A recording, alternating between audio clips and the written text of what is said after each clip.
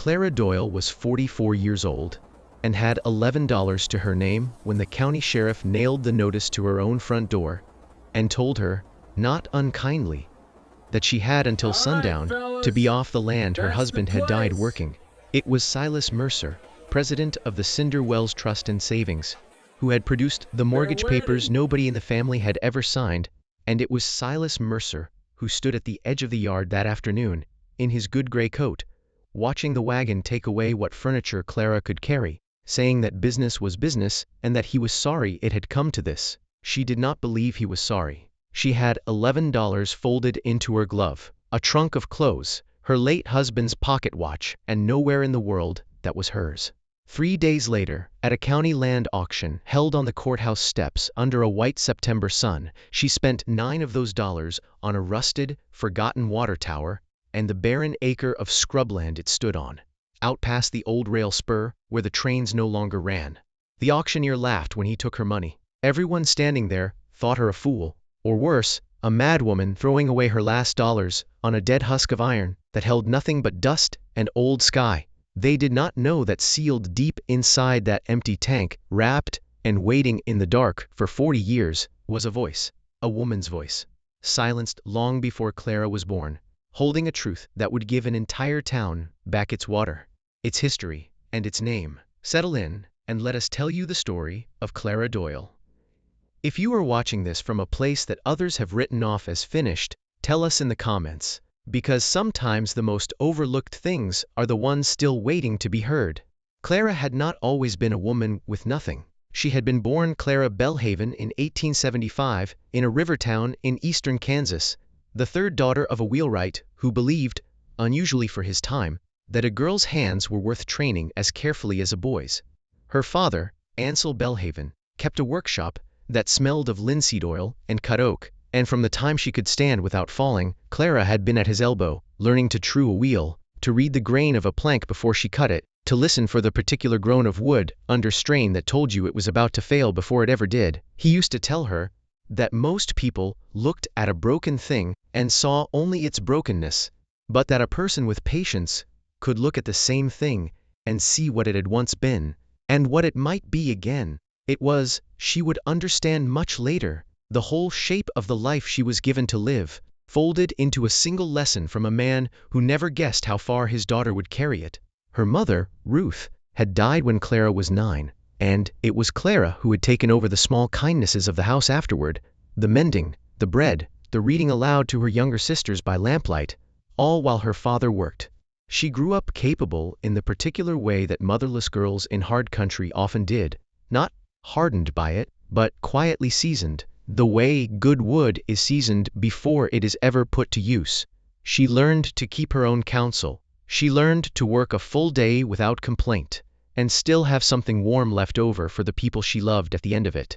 And she learned, from watching her father turn away men who tried to cheat him on a load of lumber, that a person's word was the only thing in this world truly worth defending to the last breath, because once you gave it away cheaply, you could never buy it back at any price. At 22, Clara married Thomas Doyle, a quiet, sun-browned cattleman who had come through Kansas driving a small herd west and had stayed, he liked to say, because he had never in his life seen a woman handle a green horse or a green ledger with such equal ease. Thomas was not a wealthy man, but he was an honest one, and together they had gone west into the Arizona Territory in 1901, drawn by cheap land and the promise, whispered up and down the rail lines, that the little desert town of Cinder Wells was about to become something, a water stop, a shipping point, a place with a future, if the railroad kept its spur running through it. They had built a modest cattle operation on the edge of town, the Doyle Ranch, 60 acres of hard-won grass and a good well that Thomas had dug himself,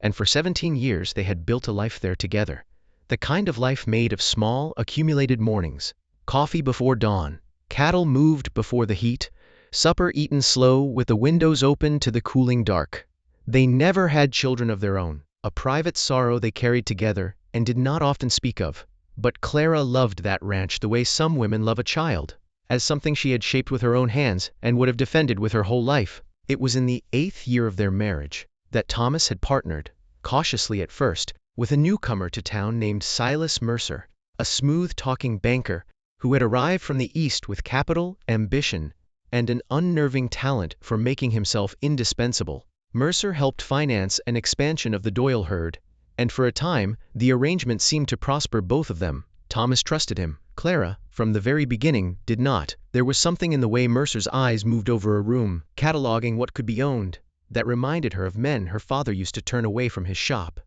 But Thomas was a trusting man.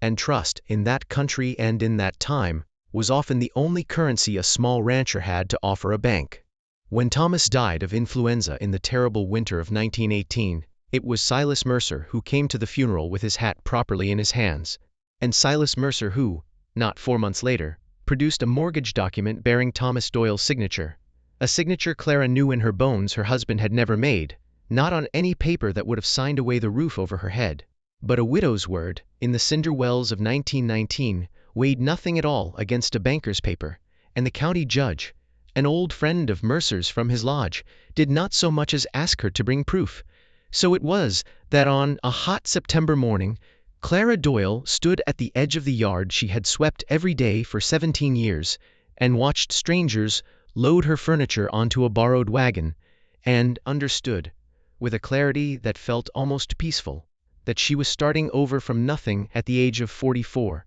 with no husband, no home, no child, and $11 in a worn leather glove. She thought of her father's workshop, of broken things and what they had once been, and she thought, though she could not have said why, except that some part of her simply refused to lie down and be finished, that she was not, in fact, done yet. The auction was held 3 days later on the courthouse steps, a grim little ritual the county performed twice a year to clear its books of unpaid taxes and abandoned parcels, and among the lots that afternoon, mining claims gone bust, a burned-out livery, 40 acres of alkali flat nobody wanted even as pasture, was Lot 14, 1 derelict water tower and 1 acre of surrounding scrubland, out along the old spur line east of town, property of the defunct Arizona Southern Railway, forfeited for taxes going back a decade. The auctioneer, a portly man named Beau Tillis, who had known Clara and Thomas both for years, read the description with visible embarrassment, as though apologizing for even having to say the words aloud. The tower had been built in 1879, he said, back when the rail line still ran through cinder wells and needed a water stop for the steam engines, but the railroad had rerouted its main line north in the mid-90s, and the spur, and the tower with it, had sat abandoned and rusting for over 20 years. Nobody bid. The men gathered on the courthouse steps that morning were there for grazing land and mining claims, not for a rotted iron husk standing over a dry desert acre a mile past the edge of town. Good for nothing, everyone agreed, but scrap and snakes. Clara raised her hand and offered $9. There was laughter, not cruel exactly, but the kind of laughter that assumes a woman recently widowed and recently ruined has simply come unmoored from her senses. Tillis himself hesitated, glancing at her with something like concern, and asked if she was certain, ma'am, because there was no water left in that well. Hadn't been for years. The tank was likely rusted through, and the acre around it was solid caliche that wouldn't grow a weed. But Clara only said that she had grown up with a father who taught her that broken things were sometimes only waiting for someone patient enough to look twice, and that $9 was a price she could afford to be wrong about. Nobody else bid against her, and so, for $9 and the price of her dignity in front of half the town, Clara Doyle became the owner of a dead water tower and an acre of desert that nothing, by any account, could ever make useful again. She walked the mile out to it that same afternoon, because she had nowhere else pressing to be and no roof yet to call her own, and she stood at last at the base of the thing she had bought. A great riveted iron tank, 40 feet up on its skeletal wooden legs, streaked rust-red down its sides like old wounds, its ladder half-rotted, the little wooden pump-house beside it collapsed in on itself, roof fallen through, door hanging on one hinge. It looked, she thought, exactly like what it was, something the whole world had agreed to forget, but she noticed, too, as she circled its base in the long gold light of that first evening, that the tower's ironwork was unusually fine. The rivets set with a care she recognized from her father's careful joinery, the legs braced not merely for function, but with a kind of quiet elegance, as though whoever built it had taken pride in it beyond what any railroad foreman would have required. Someone had built this not just to hold water, she thought, but to last and to be looked at. She climbed what remained of the ladder the next morning, testing each rung before she trusted her weight to it, and hauled herself up onto the narrow catwalk that ringed the tank's crown. The hatch at the top was rusted nearly shut, and it took her the better part of an hour, working with a pry bar she had borrowed from a sympathetic blacksmith in town, to force it open. Inside, the tank was bone dry, and had been for decades, its curved iron walls dim and cavernous, and when her eyes adjusted to the gloom, she saw that the bottom of the tank was not simply empty as everyone assumed, but held a strange false floor of riveted iron plate, raised perhaps 8 inches above the true bottom of the tank, with a small round access plate set into it, no larger than a dinner platter, sealed with bolts gone orange with rust. It was not part of any water tower design she had ever heard described. It had been built in, deliberately, by hands that intended it to be difficult to find and harder still to open. It took her 3 more days, working alone with tools she bought on credit from the same kind blacksmith, to loosen those bolts enough to lift the plate free. And when she finally did, and lowered her lantern down into the narrow compartment beneath the false floor, she found, resting on a bed of desiccated wool batting, gone the color of ash,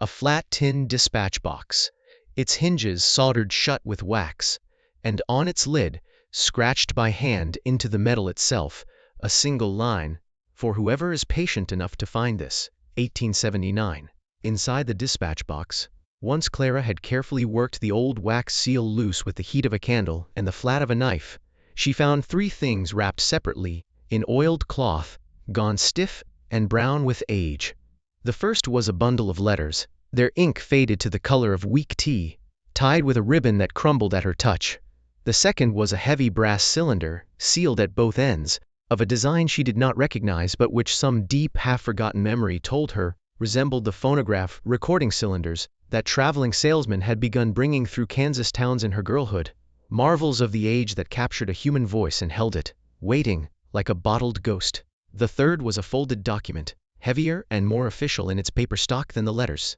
sealed with a ribbon and a wax stamp, bearing the impression of a spring flowing between 2 hills. The same emblem, she realized with a slow chill, that was carved faintly into the cornerstone of the old boarded-up town hall in Cinder Wells, a building nobody had used in 20 years and few could say why. The letters, written in a fine, deliberate woman's hand, were addressed simply to whoever finds this, in whatever year that may be, and signed at their close, again and again, with a single name, Eleanor Colton. Clara had never heard the name Eleanor Colton in all her years in Cinder Wells, though she had heard, many times, of Jeremiah Colton, the town's founder, whose name was carved into the dry fountain in the square and whose portrait, stern and mustached, hung in the bank that Silas Mercer now ran. Everyone in Cinder Wells knew that Jeremiah Colton had built the town around its one reliable spring in 1878, had brought the rail spur to it, had been, in the town's own telling of itself, a visionary who had died childless and alone sometime in the 1890s, his wife having gone away years before, under circumstances nobody ever specified, and nobody, apparently, ever asked about. Clara had heard the phrase "gone away" used about Eleanor Colton exactly once, from an old woman at the Mercantile who lowered her voice as she said it, in the particular tone people use for things they have agreed, collectively, not to discuss. The letters told a different story than the one carved into the town's fountain. Eleanor Colton, Clara read by lamplight that first night, alone in the crumbling pump house with the letters spread across her knee, had been an engineer's daughter from Ohio, trained by her own father in surveying and hydraulics at a time when almost no woman in America was permitted such an education, and it was Eleanor, not Jeremiah, who had first found the spring that fed Cinder Wells and understood, from the mineral traces in the rock and the pattern of desert growth, that it was fed by a deep and nearly inexhaustible aquifer beneath the valley floor, water enough, properly managed, to sustain a town for 100 years. It was Eleanor who had designed the very water tower Clara now stood inside, its elegant overbuilt ironwork the mark of her father's training passed down through her hands. And it was Eleanor and Jeremiah together, husband and wife, who had drafted the town's founding water covenant, a legal document, signed and sealed, granting every resident of Cinder Wells an inalienable right to draw water from the town spring in perpetuity, a right that could never be sold, mortgaged, or revoked by any single owner, no matter how the town's fortunes changed. That document, Clara understood as she unfolded it with trembling care, was the very one now resting in her lap, its wax seal unbroken since the day Eleanor had hidden it away. But the letters grew darker as they went on. Jeremiah's business partner in those founding years, a man named Cyrus Mercer, had wanted the water covenant destroyed rather than filed with the county, arguing to Jeremiah in private that a man who controlled the town's water outright, rather than merely its custodian, could sell that control to the railroad for a fortune, and could charge the townspeople whatever price he wished for every gallon they ever drew. Eleanor had refused to let her husband agree to it, had gone before the town council herself to argue for filing the covenant publicly, and Cyrus Mercer, furious at being thwarted by a woman he considered beneath his notice, had begun a quiet campaign to discredit her, whispering that she was unwell, that grief over a stillborn child had unbalanced her mind, that her talk of aquifers and rights was the raving of a woman who ought to be resting rather than lecturing men on business. Jeremiah, torn between his friend's counsel and his wife's judgment, and weakened, the letters made painfully clear, by his own grief over the child they had lost, had at last allowed himself to be persuaded that Eleanor needed to be sent away for her health, to a sanitarium in California, for her own good and the peace of the household. She had gone, the last letter said, without her husband's protection and without the covenant filed, carrying only the certainty that Cyrus Mercer intended to have the document destroyed the moment she was gone. In the days before she was taken, she had recorded her own testimony onto the brass cylinder. Her voice, preserved by a device her father had sent her as a wedding gift years before, and had hidden both cylinder and covenant here, in the water tower she herself had built, with her own calculations, in the one place she trusted no one would think to look, sealed for whatever future patient enough to come looking for the truth. Clara sat a long while in the lamplight after she finished reading, the tin box open in her lap, and felt something she had not expected, not triumph, but a fierce, aching kinship with a woman she had never met, dead now for decades, who had been cast aside by the men closest to her for the crime of being right, and clever, and inconvenient. She thought of her own $11, her own emptied house, her own forged signature. She thought that the world, it seemed, had a long memory for silencing women who saw further than the men beside them, and precious little memory for correcting the wrong afterward. She resolved, sitting there in the ruined pump house with the desert going dark and cold around her, that Eleanor Colton's voice, whatever it said, was going to be heard. It took Clara another week to find anyone in Cinder Wells who owned a working phonograph capable of playing so old a cylinder, and it was old Dr. Aldous Weir, the town's semi-retired physician and something of an eccentric collector of curiosities, who at last produced from his attic a battered Edison machine that, after a careful cleaning of its mechanism and no small amount of patience from Clara, could be coaxed into turning. When Silas Mercer got word, as word travels fast in a small town and travels fastest of all when it concerns a ruined widow suddenly walking around with unexplained purpose, that Clara Doyle was up to something out at the old railroad tower, he came himself to see Dr. Weir, ostensibly about his gout, and left considerably paler than he had arrived, though Clara did not learn until later exactly what he had overheard through the doctor's thin office wall. What Mercer understood, and what Clara herself did not yet fully grasp, was that if Eleanor Colton's covenant were ever filed with the county, it would not only restore the town's ancient and forgotten right to free water, it would also cut directly through the foundation of Mercer's own current scheme, a quiet plan, years in the making, to have the town's water rights transferred entirely to his bank under the cover of a modernization loan, after which every rancher and household in Cinder Wells would pay him, and his heirs after him, for every drop drawn from the spring his own great-uncle had once tried to steal outright. It was, Clara would come to understand, the same theft attempted twice, 40 years apart, by the same family. And it was only by the barest and strangest thread of fortune that the second attempt was being uncovered by the very woman the first Mercer's descendant had just tried to ruin. Silas Mercer did not wait long to act. Within days, notices appeared in the Cinder Wells Herald, placed at his request, questioning the character and stability of a recently widowed woman engaged in disturbing an abandoned property under dubious pretenses. Language calculated, Clara understood at once, to echo precisely the old whispers once spread about Eleanor herself, as though the Mercer family had only one weapon in its arsenal and reached for it instinctively across generations whenever a woman threatened to be believed. He sent his own lawyer to the county recorder's office to argue, preemptively, that any document found on abandoned railroad property held no legal standing regardless of its age or seal, and he made it known, through the particular quiet channels a small-town banker commands, that any merchant who extended Clara further credit, or any neighbor who lent her a wagon or a witness's signature, might find their own loans reviewed rather less generously come renewal time.